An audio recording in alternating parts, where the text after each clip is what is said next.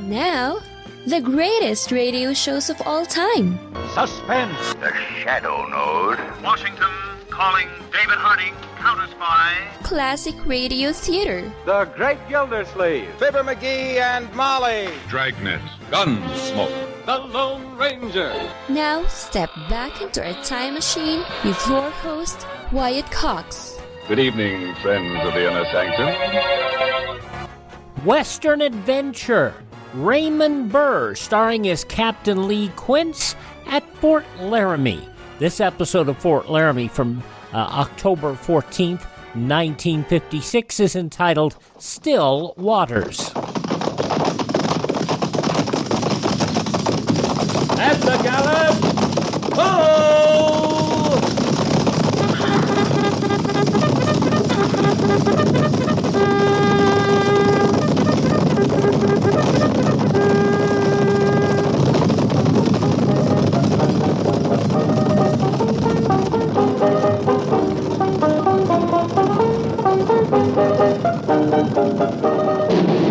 Fort Laramie.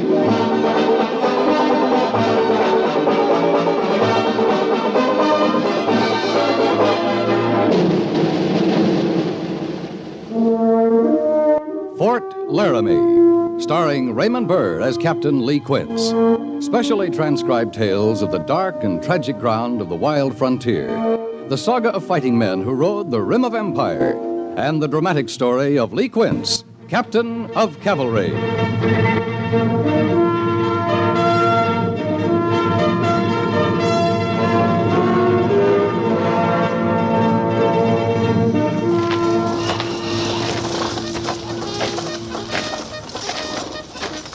Captain? Oh, Mr. Syberts. The men looked fine, I thought. Well, yes, sir. They looked all right. Good drill. Good parade. Yes, sir, but actually I was more concerned with... Well, weren't you listening, sir? I was watching, Lieutenant. I almost never listen to a dress parade. I mean the band. The band seemed to march real good. Captain, the music. Frankly, I thought it was terrible. Oh? Usually it just sounds bad. But today it was awful. What, didn't it sound strange to you? Tinny, off-key? I was watching B Company, Mr. Syberts. Marched just fine. I don't know. Maybe it's my ears. More likely my ears. I don't pay much mind to the music. When I was a boy, my mother thought I had a promising voice. So I'd sing for her. And the hogs would come running. Then the neighbors got so they'd come running, too. I got a lot of encouragement to quit singing.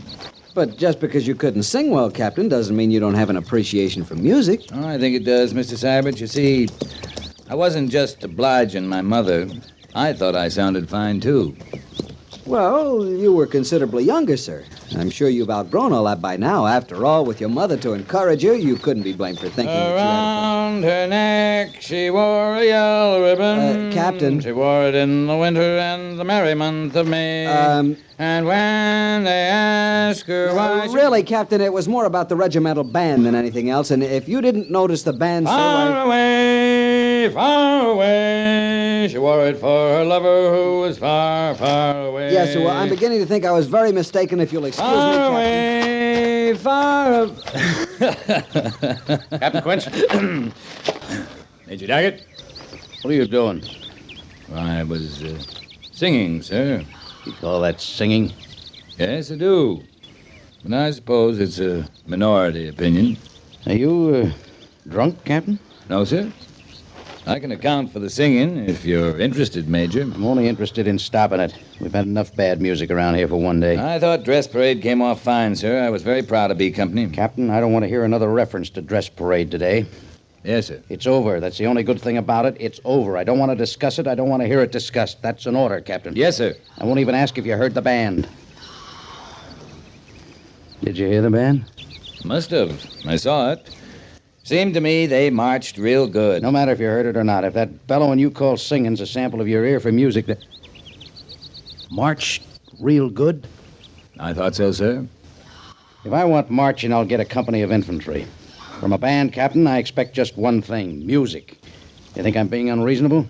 Kind of hard to get music out of busted instruments, I imagine. I realize some of the pieces are quite old. Schultz tells me in the field they have problems with rust, sand fouling the cornet pistons, but busted instruments?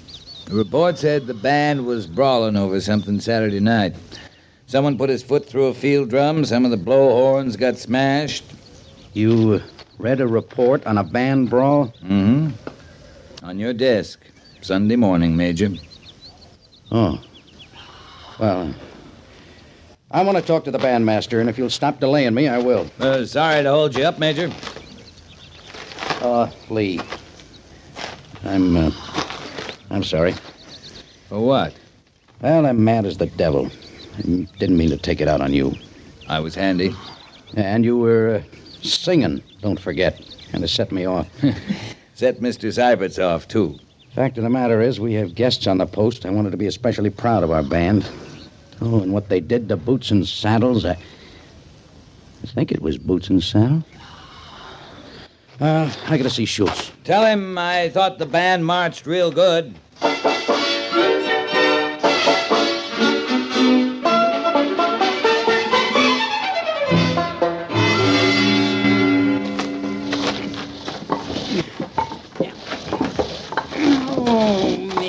You ailing, Harrison? Not me, Sergeant. Well, we'd like to get that lumber loaded so you could run the wagon up to Old Bedlam, unload it, and come back here and start all over. No, I'm doing what I can. I swear I am. You ain't ailing, you shake a leg. Both of them shaking now, Sergeant. All right, Harrison, come out with it. I got about half a minute's patience left. You know I'm a reasonable man. You know that right off. Well, if I'm not reasonable, maybe there's a cause. I ain't got long to wait. Like this contrary weather. It ought to be cooling off. Give a man a feel for hard work. It's got no right to be blazing hot this time of year. You're asking for a change of weather? I'd be obliged if you could arrange it, Sergeant.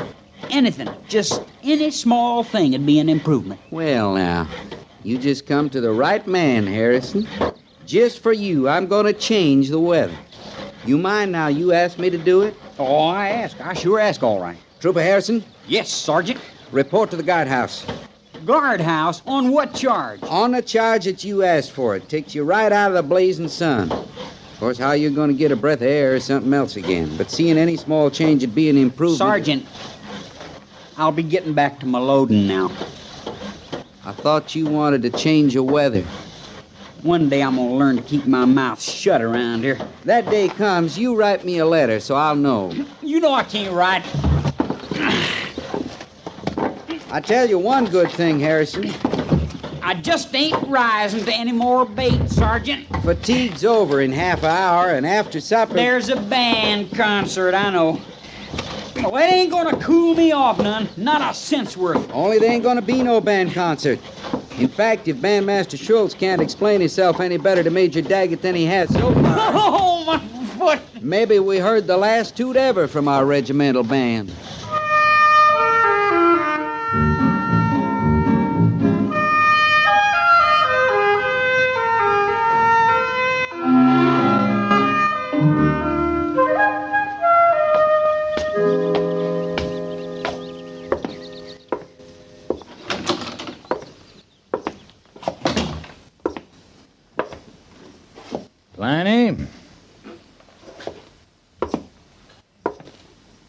Pliny?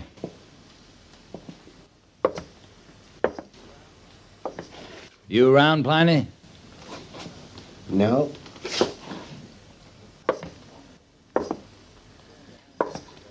What are you doing behind the pickle barrel?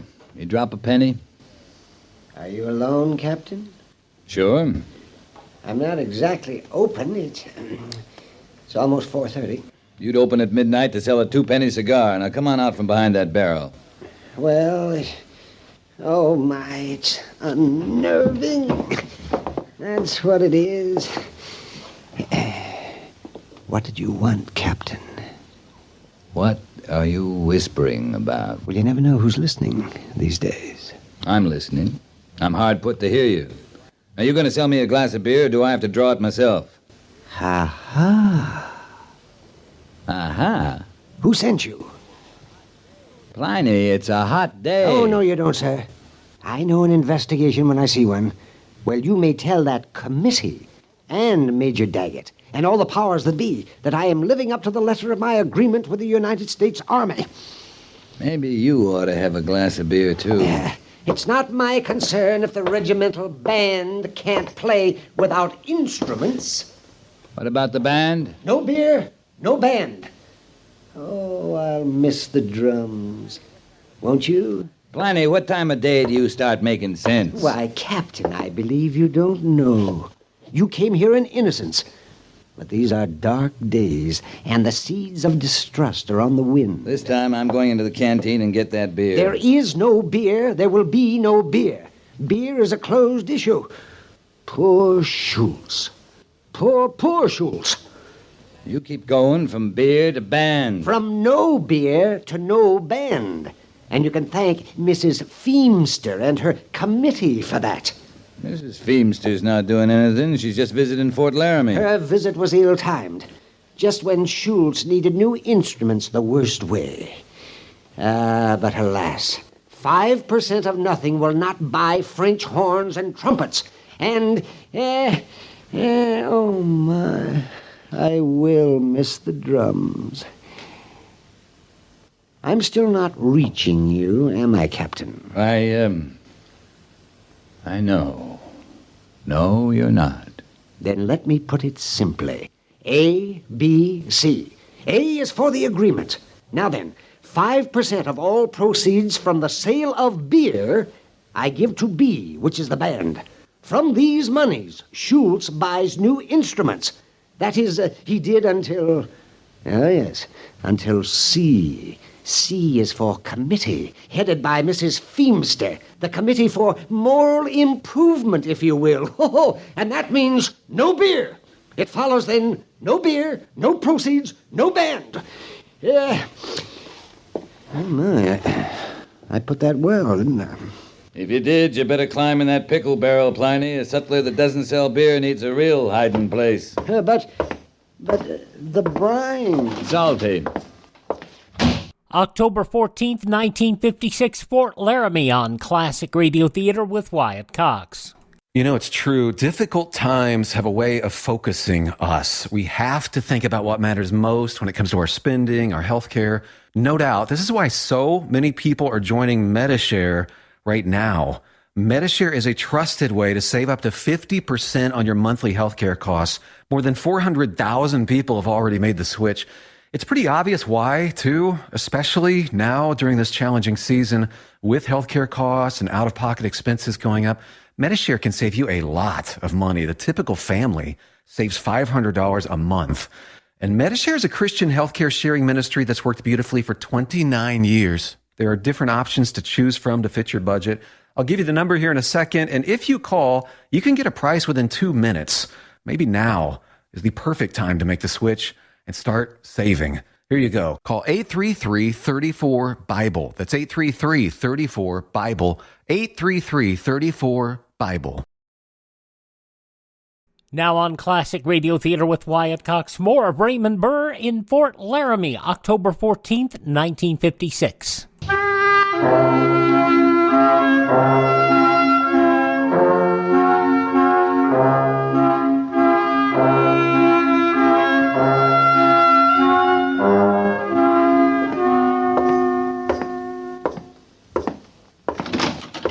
Oh, Captain, I was just about to send for you.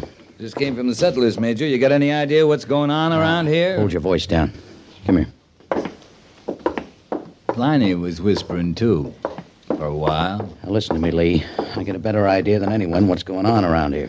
Mrs. Feemster's in my office now. Let's go in here. The army run by a woman now, Major?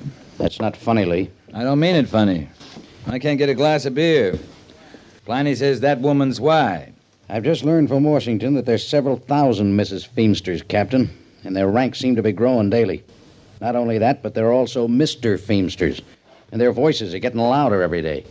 Mrs. Feemster doesn't like beer? On moral grounds. She like whiskey better? Whiskey isn't the issue. Beer, light wines, such as are sold at the sutler's canteen. Then she likes whiskey better. She wouldn't see it that way. Besides, it isn't just the beer. That's just part of their plan for moral improvement. They want to see that all posts have libraries, more recreational facilities, concerts. From the regimental band playing on no instruments? Well, Mrs. Feemster realizes the problem there. I got nothing against libraries, recreation. We need 'em. But do you think we got any kind of a drinking problem at Fort Laramie? I've never been aware of one. If we had one, you'd be aware of it. We all would. And if we had one, it wouldn't be on account of beer served to the settlers. I know that, Lee. You act like this was up to me. Well, let me assure you, it isn't. Ms. Feemster, post commander? I'm still in command here, and that means I still follow orders from Washington. That's where the real pressure's coming from. They've banned the sale of beer at Fort Sully, Fort McPherson, and Fort Totten, and I can't keep them from banning it here. That brings us back to whiskey again. If a man can't get a glass of beer on the post, he'll go off the post. You think Mrs. Feemster knows what a hog ranch is? A whiskey ranch? I doubt it. Well, they got 'em now, all around Fort Sully and Fort Totten. And men that used to drink beer at those posts are stealing off and rotting their insides on hog ranch whiskey. You seem pretty sure of your facts, Lee. Ask Major Trucks. He got the information at the post surgeons' meeting last month at Fort Randall. The post surgeons are recommending that they reopen the canteens. I wonder. Just wonder. No, it'd never work. No, what wouldn't work? I don't think even Major Trucks could convince Mrs. Feemster she was short-sighted. I was thinking more of letting Mrs. Feemster make her own decision about being short-sighted. You haven't met her, have you? No, I'm kind of looking forward to it. Now, Lee? I'd like to volunteer to show Mrs. Feemster around the post tomorrow, Major. Volunteer? You might just tell her I'll call for her tomorrow, right after guard mount. Afternoon to you, Major.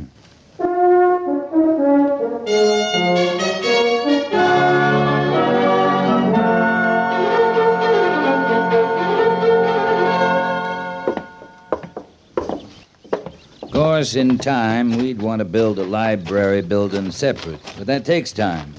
Right now, there's only one building not being put to use. Well, I'm sure I don't know where that is, Captain. Goodness knows we've covered most of the post. Except the sutler's, ma'am. It's just ahead. But surely the sutler's store isn't vacant. Well, not the store, just the canteen. It's part of the same building. Is that where they keep beer? When they had it, ma'am. My dear young man, I have never set foot in a saloon, and I don't intend to go now. The saloon's where they sell liquor, ma'am. This canteen's an empty room and a counter. But if you don't want to look at it, You're why... certain there's nothing in the nature of spirits in there. I give you my word, Mrs. Feemster. There isn't a sign of spirit in there now. Very well, then. I suppose I should take the long view. After all, the library is the important thing. But in a saloon... No, canteen. I'll take your word there's a difference, Captain. After you, ma'am. Thank you, Captain.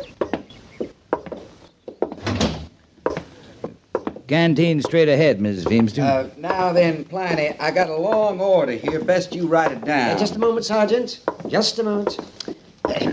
Captain? Yes, Pliny? Oh, have you met Mrs. Feemster? This is Pliny Burgess, the settler. Mr. Burgess? Madam?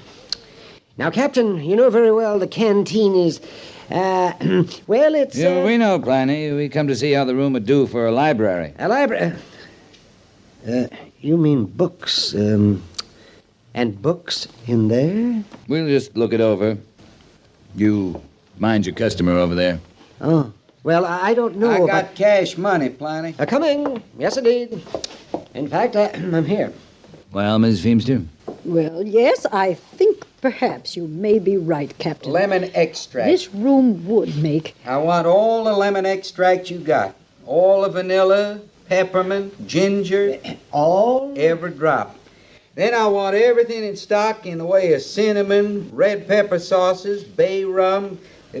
You got any smelly water, Pliny? Smelly? Oh, no, I don't believe I have any... Oh, no. You're not paying much mind to the room, ma'am. Hey? Oh, why...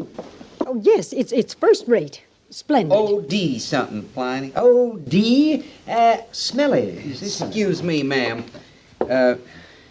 You know what I'm trying to say. I? You know, you women folks uses it sometimes. Smells right nice. O.D. Eau de Cologne. Oh, that's it, ma'am. Thank you kindly. I'll take all you got, Pliny. All I've got. Seems to me we could get several hundred books in here, Miss Feemster. Now, along that wall there, Just a minute, Captain. Young man. You talking to me, ma'am? I am indeed. Your order to Mr. Burgess, all the lemon extract, all the cologne. Yes, ma'am. May I ask what you're planning to do with it? Why, drink it, ma'am. Drink it? Well, maybe not all of it. I'll sell some, chances are. Maybe give some now and again to my friends. But... Drink it? Why, ma'am, you strain extract or that OD stuff through some coarse bread, you got a fine batch of alcohol. Oh, my. Now, myself, I'd rather have a glass of beer, but we can't get that no more here, so, well, man's left to his own devices, you might say. Thank you, Gorse. I just hope it did the trick, Captain. Right now, we almost have this added up, so let me see what that comes to, $57.43, Sergeant. Pliny, I've been thinking this over. Huh? Oh. Well, now, I'll tell you what I'm going to do. Now, since you're such a good customer, I'm going to let you have the whole thing for $57.33. You drink it, Pliny. I'm going to Laramie Village for a beer. The conclusion of Fort Laramie, October 14th, 1956, when Classic Radio Theater with Wyatt Cox continues following these very important messages from your favorite station.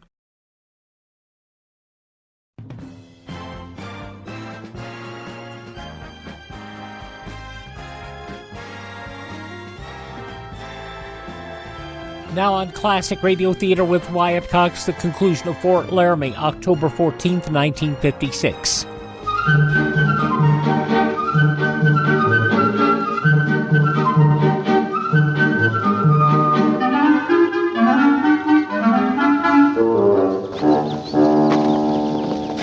Why, Captain, you've come to say goodbye. No, I wasn't sure I'd be welcome, Mrs. Feemster.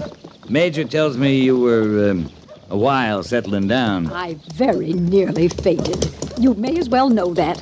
Well, if it'd make you feel any better, it was all made up for your benefit, ma'am. So Major Daggett assured me. Oh, my, Captain. I'm going back to Washington with a brand new outlook. I think our Committee on Moral Improvement may just revise its thinking a bit. You talked to the post surgeon? Indeed, I did. I'm taking the entire matter up with all of official Washington. Yes, ma'am. And I want to thank you for opening my eyes, Captain. And that nice orderly of yours. Harrison? Yes, Trooper Harrison. He's the one who makes those nice outdoor stoves. He is? He was cooking last evening down by the Laramie River. I was out for my evening constitutional, and he explained it all to me about his stove. A retort, a condenser, and a receiver. Harrison? He called it a stove? Oh, he had some other name for it. A foolish name, too. A foolish name like a still? Yes, but I could see it was a stove. He's promised to send me the plans, show me just how to make it. Mrs. Feemster, that stove, now it's just... Oh, my goodness, the stage is ready. Goodbye, Captain. Goodbye, Mrs. Feemster.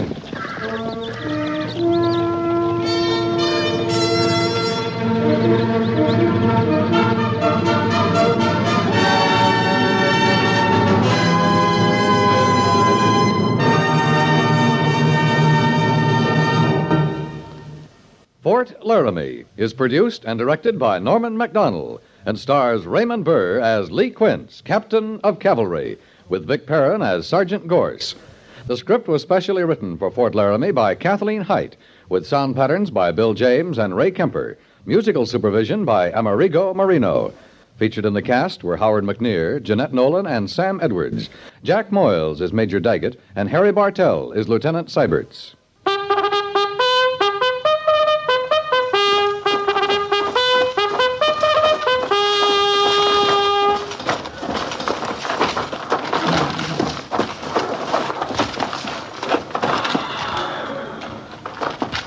Company, tension! Dismissed!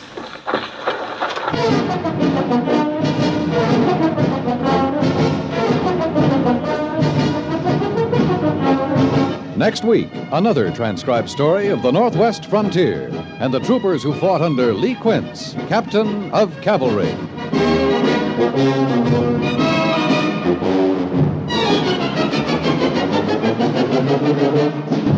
Are you a student, businessman, musician, stamp collector? No matter what your profession or age, your opposite number in some faraway country wants to know about you and to tell you about his own life and thoughts. CBS Radio urges you to send your name to Letters from Abroad, 45 East 65th Street, New York City, mentioning your age, occupation, and interests. They'll find you a suitable correspondent in the country of your choice.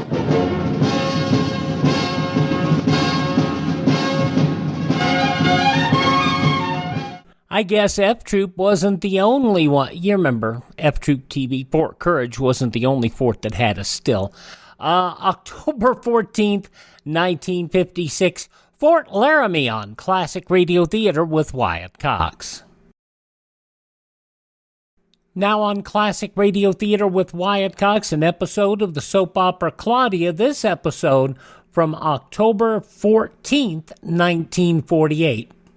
Your Coca-Cola bottler presents Claudia, based on the famous play and novels by Rose Franken.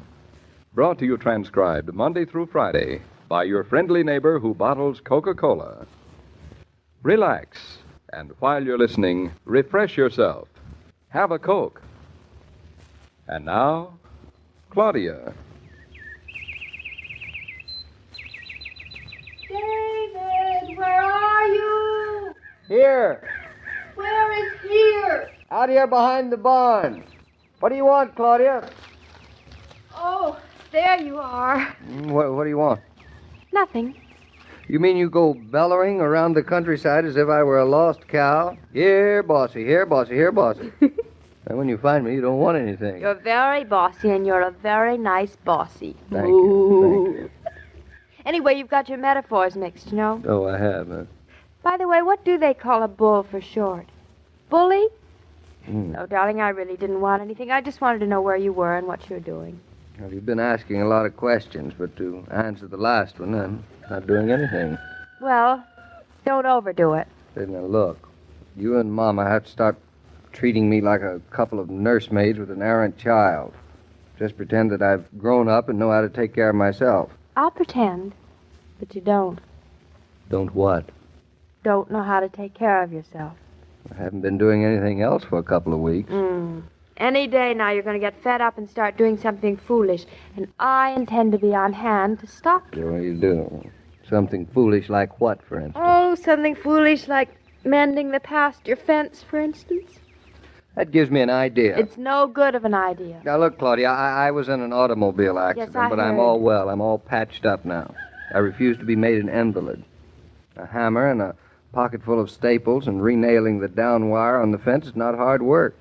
And I am going to do it, no matter what you say. I won't say anything, I'll bet. but I think it's foolish. Oh, you think it's foolish? Tell me one reason why you think it's foolish. Let me see. Because the wire doesn't need nailing up. And have our cows... Cows, singular, and yet to be. I stand corrected. And have our singular cow wandering all over the countryside? No, sirree. You were with me yesterday when we walked out here and looked at the places the wire is down. You looked at the wire, darling, but I looked at the look in your eye. And And what? And I told Fritz to mend the fence. He fixed it yesterday afternoon. Oh. I wish that Bobby could walk. You've done it. Done what? Out non sequitured me. That's the word, isn't it? You're always saying that I say things that don't hang together and follow and make sense. There is absolutely no connection between fixing a fence and Bobby walking. That's what you think. If Bobby could walk, he could get himself into all kinds of wonderful trouble, and you'd have your hands so full worrying about him, you wouldn't have any time for me. That's what you think. I always have to. David, do we have any bears or wild animals? Come again? I'm not following you. I said, do we have any bears or wild animals around here? I'm just asking a simple question. A simple question out of the blue. A simple question out of those elder thickets on the hillside over there. Something moved. Where? I don't see anything. It's bigger than a rabbit or a woodchuck, and it's not as big as a cow. So it must be a bear. No, I don't see anything. I suppose you didn't hear anything? Yes, I heard something, and that hunter is going to hear something from me. David, your nostrils are white. I don't think it's wise. You don't think what's wise? Dr. Barry doesn't want you to overexert, and whoever fired that shot has a gun. And he's done his last shooting on this place. Hey, you up there on the hill, come over here. I want to talk to you. These city pot hunters, shooting everything that moves, breaking down fences, starting fires. When will I get him? I'll give him a piece of my mind. There he is, darling. Where? I don't see him. See, just to the right of that thicket? Oh, I guess you won't have to give him a very big piece of your mind. I'll blister him. Why won't I? Well, because he isn't a very big hunter. Oh, he is a sort of a half-pint Nimrod. Oh, and I know him. My old fishing companion, Jimmy. Hey, Jimmy! Jimmy! Hey, come over here a minute. Don't blister him too hard, David. Just shoo him off the place and tell him he has to hunt someplace else. This land is posted. That's not so easy. You see, Jimmy is a neighbor. Well, neighbor or not, you wanted this to be a place where animals weren't hunted. You don't hunt yourself. You posted the land. Jimmy can read. I guess he didn't think these signs applied to him. Well, he is just a child. When he comes over, you can sort of explain it to him. That he's a child? No, you goop, that he isn't to go hunting. I'm afraid he wouldn't understand. There is very little that little boy doesn't understand. Jimmy is a smart tyke. Well, Look, if you're afraid to tell a little boy to scat and skedoodle off the place, I'm not. I don't like the idea of things being killed on our place, and neither do you. What would you say to him? Well, I'd say, Jimmy, Mr. Norton and I don't want any shooting on this place. Oh. We don't do any shooting, and we don't want anyone else to do any shooting. That is why we put up the no trespassing signs. Trespassing? Now, that's a pretty hard word for a boy to understand. And I'll spell it out for him. It means private property. It means stay out. That's a pretty hard idea for a neighbor to understand. But we own the land. It's ours. We pay taxes so we can... That's what the deed says. To Claudia Norton and David Norton. All that certain piece, parcel, or tract of land to have and to hold in fee simple. In language simple. That's a lot of legal balderdash. That it is. It means we have certain rights, but... Honestly, men make simple things so complicated. It means we either own the land or we don't. Oh, it means that all right. But I'm afraid that there are certain rights of others that the deed doesn't mention. You see, all the people who live about us, they and their families have lived here for generations. Hello, Mr. Norton. Hello, Mrs. Norton. Hello. Hunting, Jimmy? Yeah. Mm-hmm. Do you get anything? Well, almost. That's good. No, it would have been better if I'd hit him. I closed my eyes. I guess I got a bad habit of closing my eyes. I didn't exactly mean that when I said that's good. I meant What that Mrs. Norton meant, Jimmy, was that it must have been a pretty good shot to almost get him, but you didn't get him. By the way, what was it that you almost got? Woodchuck. Woodchuck?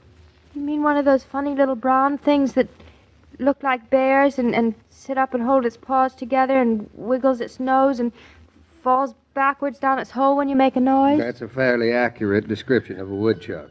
You really wanted to kill it, Jimmy? Woodchucks is bad, Mrs. Norton. Little brown things like that? Sure are. They raise all heck with new-seeded fields. And Mr. Warren had a cow last year what stepped in one and broke his leg. I mean her leg. But, Jimmy, Mr. Norton and I haven't any cows. Yet. David, are you with me or against me? Oh, I'm standing on the sidelines. Well, anyway, a cow has to take his chances. Her chances. And we haven't got any new planted fields. Yet. Now, what Mrs. Norton is trying to say, Jimmy, is that she didn't know woodchucks were so dangerous. What I meant to say, Jimmy... That's a wonderful rifle. What is it? It's a Stevens. A single-shot Stevens. It's all right. Mm-hmm. Oh, that's great. If it was a repeater, I would have got that woodchuck. Well, a lot of big game has been shot with a single-shot rifle. That's all the pioneers in this country had, you know. Only with a single shot, you have to be good, you know. Just one chance. It's more sporting. David, don't you think that just coming to the point... Claudia, guns are man's business. I'll explain all this to you later. Well, this is a pretty old gun, Mr. Norton. Well, they're the best kind. Who'd want a brand new gun? A gun's like a pipe. It isn't much good until it's been broken in. Gee, you really know about guns, don't you? You're a hunter, too. Well, I've been shooting. What for? What did you shoot, Mr. Norton? A deer. David, how could you have? Mrs. Norton, you're just like my ma. I guess women just really don't understand about hunting, do they, Mr. Norton? How many did you shoot? Just one. I didn't have to shoot any more. Did you have to shoot that one? I thought I did. I guess that's part of the growing up a man has to do. Gee, did you ever shoot any really big game, Mr. Norton? No. Well, come to think of it, I guess I have. What kind? Biggest kind there is, I guess. Gee, that must have been sport. No, it wasn't sport. But it had to be done. They were sort of dangerous. There ain't that kind of hunting around here. No. I had to take a pretty long trip, and it took us quite a while. We were a long time coming back. Those of us who did come back. Gosh, I'd like to go on a real hunting trip like that. I hope you never have to, Jimmy. I hope you do all the hunting of your life on the fields and hills of Eastbrook. David, it isn't necessary. Sometimes it's very necessary, too. There was a group of farmers who left their fields one summer afternoon and marched toward Concord. They took their hunting rifles with them. But men don't have to kill. There must be better ways. There are. And someday all men may use them, but until they do... Look, this country has never fought an unjust war. And has never lost one. And they were fought not by professional soldiers, but by men who were willing to die that others might be free. Men who had learned as kids, even across these acres of ours, how to handle the only weapons that can oppose the power of evil and oppression in the world. This here gun was my dad's gun when he was growing up. Ma finally said I could use it. She won't let me use his other guns, though. My dad was a fine shot. He was in the army, you know. Yes, I know. He must have been a fine soldier. Your dad must have been a fine man, too, Jimmy, to have left you such a rich memory of love. My dad was the best man there is. He would have taken me hunting with him. He always said when I grew up he would. He would have learned me all about shooting. Closing your eyes when you pull the trigger. That isn't good, is it? It's the worst thing there is. Jimmy, you know, I have an idea that your father would sort of like to think that when you went out hunting, you knew how. Really knew how. How am I going to learn? Jimmy, I have an idea that if you ask David, he might take you out hunting tomorrow morning. Gee, Mrs. Norton, I think you're swell. Gee, Mrs. Norton, I think you're swell, too.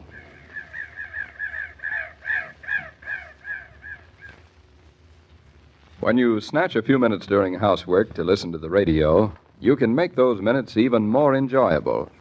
Go to the refrigerator, get an ice-cold bottle of Coca-Cola, and refresh while you listen.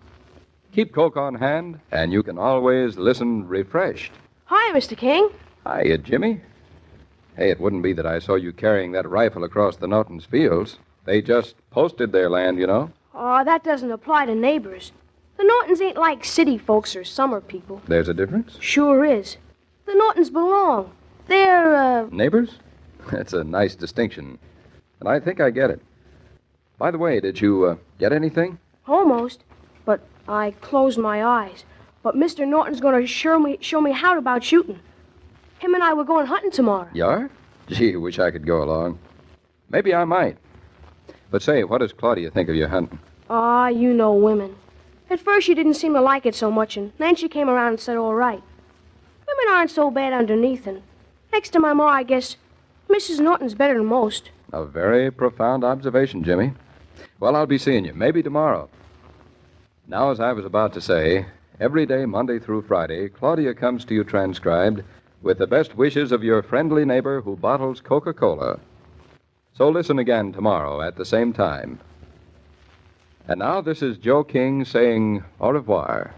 And remember, whoever you are, Whatever you do, wherever you may be, when you think of refreshment, think of Coca-Cola.